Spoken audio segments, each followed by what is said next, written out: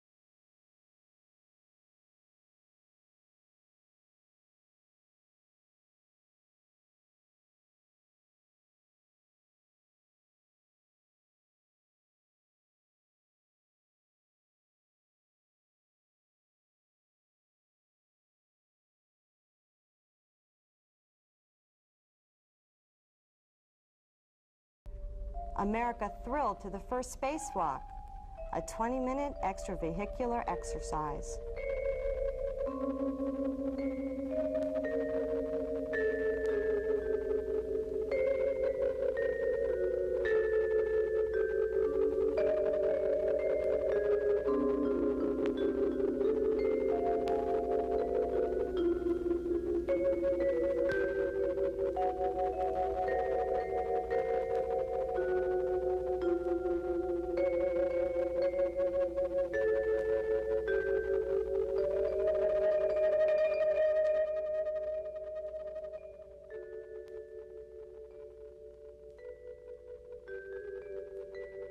The cumulative experience of these early manned flights gave NASA a foundation of confidence for its next project, Apollo, the national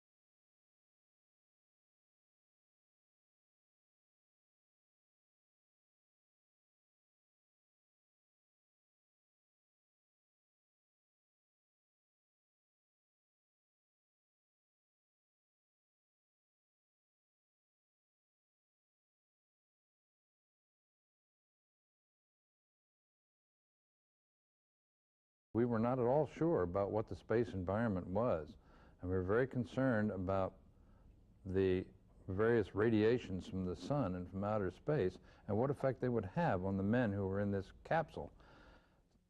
Picture-taking Ranger spacecraft sent back thousands of lunar photographs before crash landing into the lunar surface. As the time grew closer to the historic moon landing, Goddard crews checked and rechecked every circuit, every antenna, every console to assure that nothing would go wrong during this landmark mission.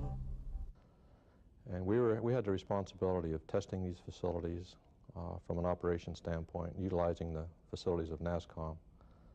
And we supported 24 hours a day for a lengthy period of time during a program called, we used to call it AGNOP, but it's Apollo Gauss Qualification Navigation Program, where we used to track lunar orbiter with the 30-foot antennas, parabolic antennas, which we called USB antennas, that were located at the manned space flight stations around the world. As far as preparation for the mission and troubleshooting circuits when they would fail, I like to think of it, and I used to call it then the Great DB Witch Hunt, because we had made promises to the network that we could exchange test tones between our center and the remote tracking stations and get those test tones back plus or minus 3 dB, which is a pretty stringent requirement for the air-to-ground astronaut voice relay circuits.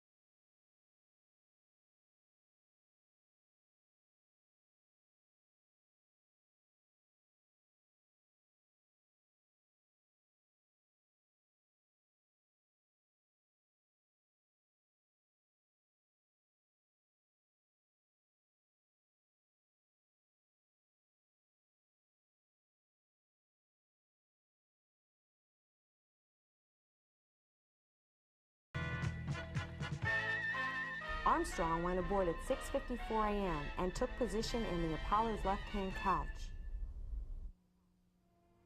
5 minutes to liftoff and still counting.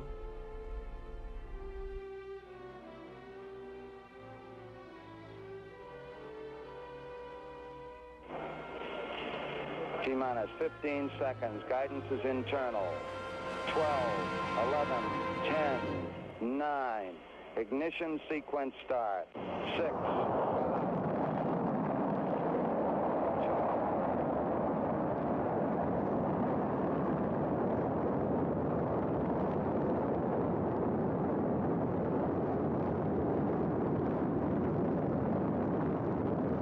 Perhaps 1 million Americans came to Cape Kennedy to see the astronauts off. So did 3,000.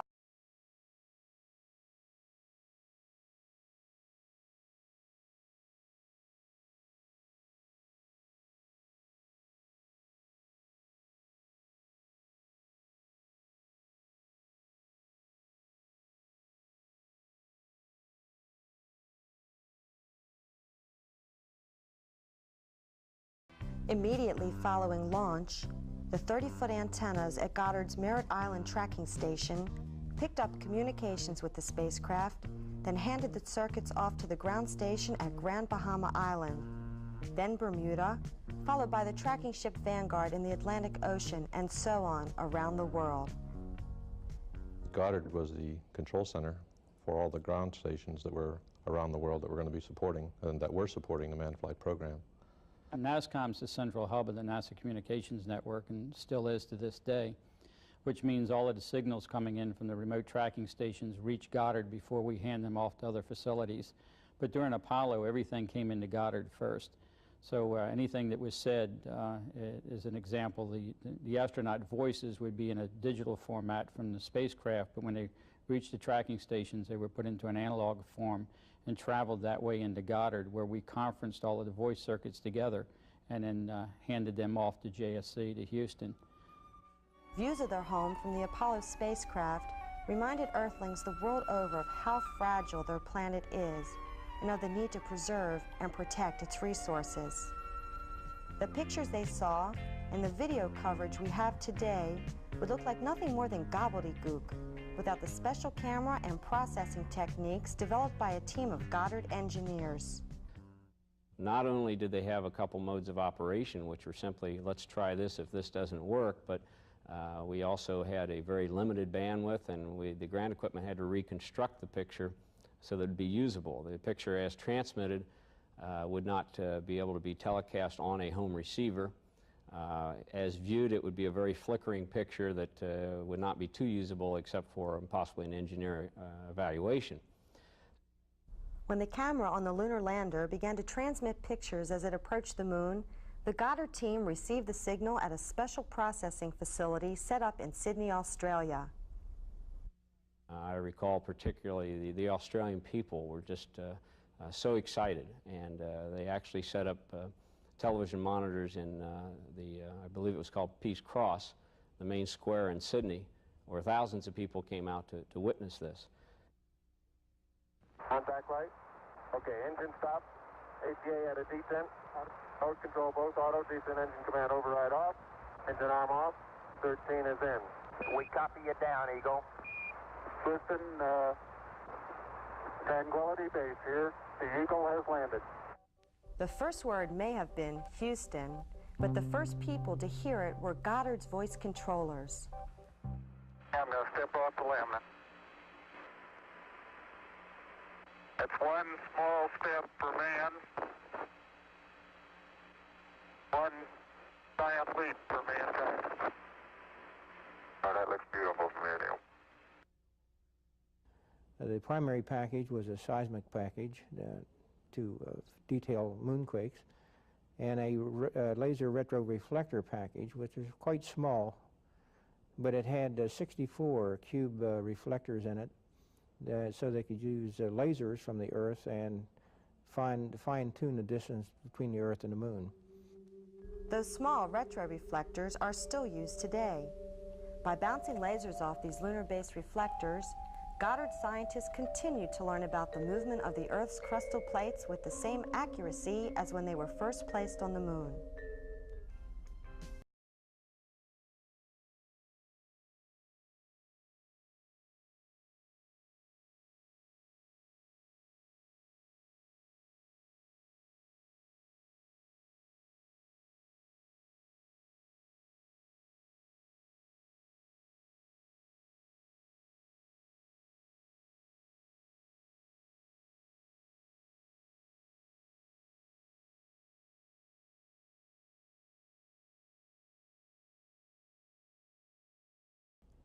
Big thing that we did, and I think, well, because it was spectacular, because everybody saw it, was the television through our microwave system on the ATS spacecraft. At one time, we planted a little 12, 15-foot antenna on the flight deck of the carrier and actually transmitted live television from the carrier, from what was going on the deck of the carrier, via the ATS satellite back to the networks. It was the only possible live television so the whole world could see what was going on. And of course, included in that was the actual recovery. Apollo did more than reach for the future. It refreshed our spirits and heightened our awareness of the human potential. For the United States, Apollo provided renewed confidence that given the resolve, resources, and commitment of a free people, the U.S. can lead mankind in the great adventure of space exploration. We lived through an era, and part of that era was the time that John Kennedy said, "I challenge this nation to put a man in orbit and return him safely within this decade." Pursuant to that, I don't think any of us will ever forget that famous day in Dallas. And then to put the man on the moon and bring him back safely was quite a monument and memorial, and I think all of us felt very, very strongly about that. We were a pretty young organization. I think I was in my 20s, and I think just about all of the voice controllers and the contractor workforce were people in their 20s and possibly early 30s. And it was just a very exciting time for us. I mean, we would put hours and hours and hours of work in, and we were proud to do it because we did see our piece in the puzzle and what our own personal accomplishments might be. And we felt quite proud that we were a part of bringing that data back to them, because that was the whole purpose, to get science data, and that's what we did. I think the biggest satisfaction was that it enabled everybody in the world to see something that was a one-shot, one-time affair, which was the first step. And that's basically what we worked on, and as other speakers that I've heard speak said, that we worked a lot of long hours and strenuous days, and I think everybody that worked on that program probably agrees that they didn't notice it. It was just too exciting to be concerned about the hours you spent. It was a unique project, and we haven't been back in a long time, and it is something that we were really proud to be a part of. And every country we went to, they were all proud to be participants. Well, it was a great thing for the United States. It was a great thing for NASA, and I have to think it was a great thing for Goddard Space Flight Center.